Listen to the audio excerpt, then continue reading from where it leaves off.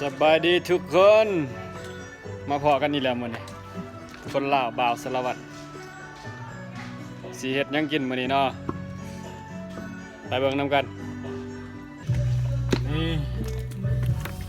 ได้ปลาใหญ่ๆมื้อนี้มาตะน้องก่อนโอ้ย บกซื้อมึงเอาดิบกซื้อ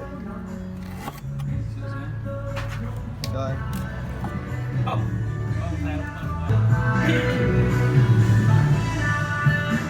ก้อยแล้วก้อยพี่น้องก้อยวันนี้สิตกมันก่อน โฮมในเลย วันนี้เพิ่นเฮ็ดปลาสมุนไพรเนื้อปลาหนึ่งหน้าบอกเอาแบบใดตัวนี้เฮ็ดยังไง ไร สมุนไพร ไฟได้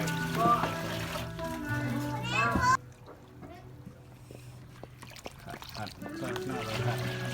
โฮมในไปโฮมในเลย นี่นี่ ไม่นี่ว่าโฮมใน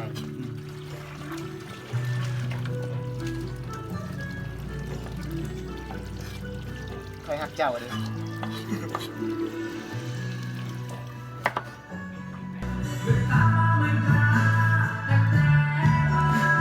โฮมใน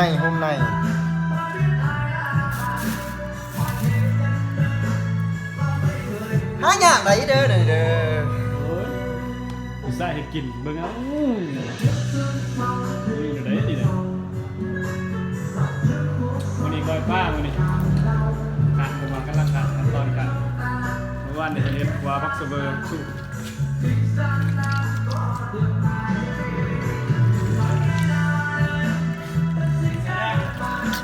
เชื่อ นี่พี่น้องเฮ็ดปลาหนึ่งหน้าสุดแซ่บมื้อนี้น้ำใส่ก่อน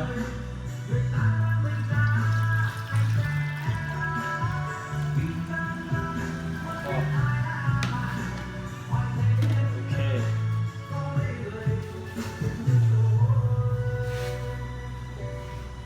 ปลาหมออัดเรียบร้อยรอถาประมาณ20 นาที20บ่ายอยู่เนี่ยโอเคจะได้เราเจอกัน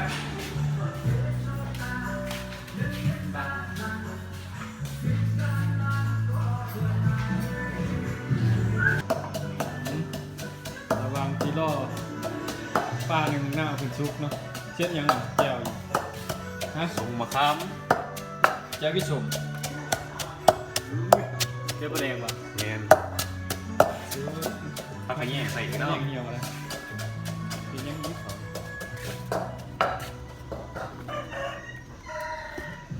เอาอีกแล้วเมนูเก่าอีกแล้วกินขมืออยู่นี่ โอ้เขาคุณเขาผู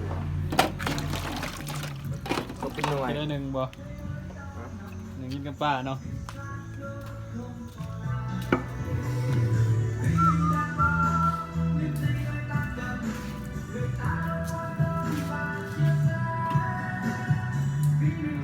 รอขา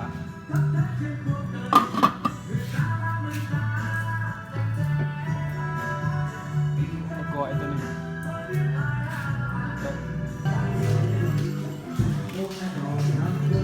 สำเร็จแล้วโอ้ตาโมท่านเด็ดแก้วเด้อแก้วเปิดปากตัวนี้ชอบตัวนี้โคกลงแก้ว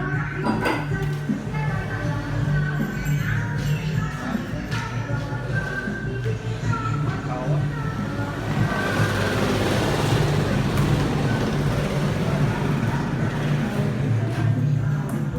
นี่เขาวะดักจับตัวป่า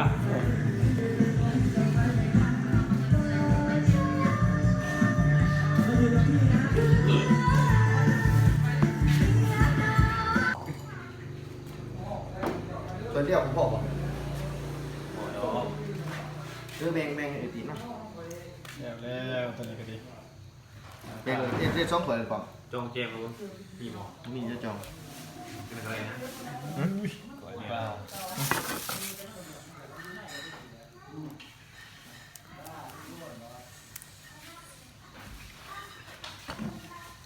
ขายคนไหนดี ขายเป็นเนื้อขายเป็นเนื้อ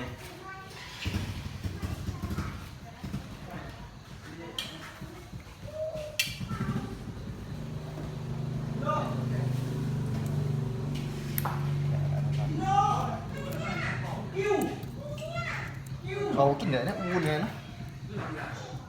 อุ่นบ่ มากินก๋วยปลากันเนาะเราจะได้กินน้ำกันไหม3 คนกินนะกินข้าวก่อนจะไปเดี๋ยวเลย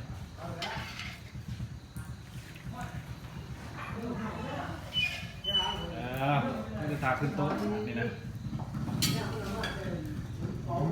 เบิ่งตนาคนนี้พี่น้องวิ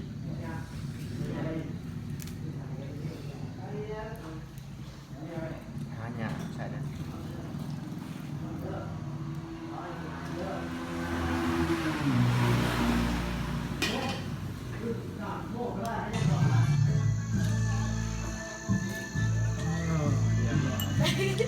บาปามบาดีลงมือจะได้กินหน่อย พี่บอกพี่บอก ตา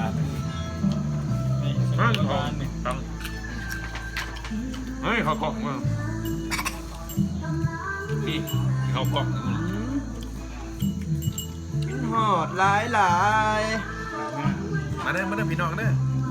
โดดสิ ลีลาคน ไป มาบาดีนะก่อนตอนนี้นะ